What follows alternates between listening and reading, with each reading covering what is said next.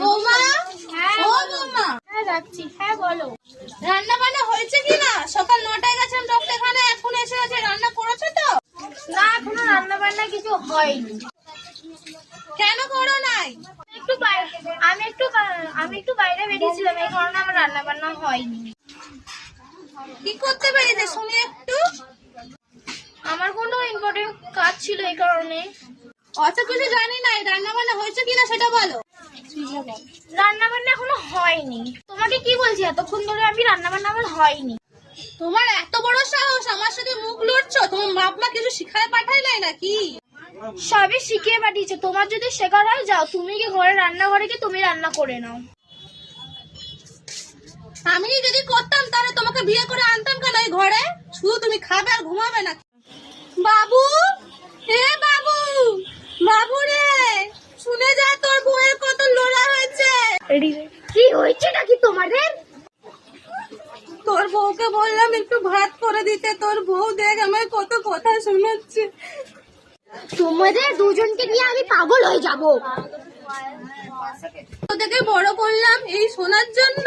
যা যা, নিয়ে বড় আছে তোরা ঢুকে পড়ে যাবে। কালকে সকালে 10টায় আমার মিটিং আছে, ঠিক আছে?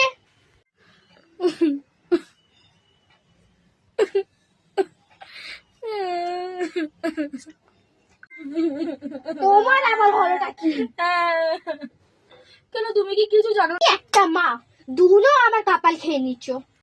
দুজনে আবার কি খাবো? তুমি জানো বেশিই বকছো। দুজনে কিছু খাবার নেই, তোমার মা কি করেছে সেটা তুমি দেখো।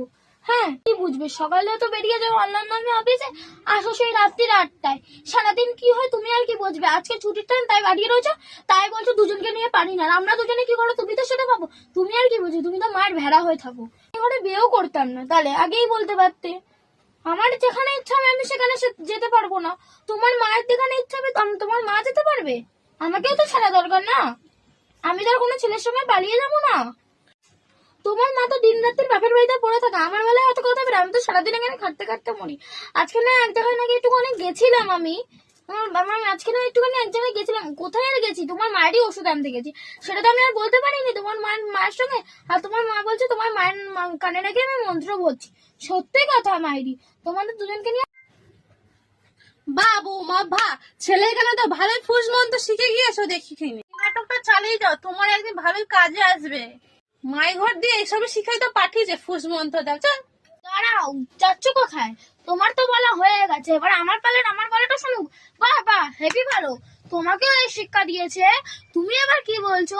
ছেলের কানে ভালো ফুসমন্ত্র দিয়েছি। আমি ফুসমন্ত্র দিতে চাইনি, তুমি আগে ফুসমন্ত্রটা দিয়েছি। আগে আমাকেও বলতে এসে তখন আমাকে বলছে কি হয়েছেটা কি। তখন আমি বলতে চাইছিলাম, নাহলে আমি কোনো বলতে যেতাম না। আমার দরকার নেই। আমার বাবা মা না অমনি শেখায়নি কারোর কানে কাউকে ফুসমন্ত্র দেবা, ঠিক আছে? তোমাদের বাড়িতে করতে পারি না। এই বৌমা, দাঁড়াও মা। বাবু, তুই এটা কি করছিস? ছাড় হাতটা।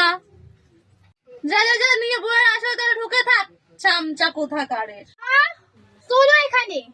আমাদের ভিডিওতে যদি ভালো লেগে থাকে লাইক, কমেন্ট সাবস্ক্রাইব করতে ভুলবেন না, শেয়ার করতে ভুলবেন না। বাই। নেক্সট ভিডিও আবার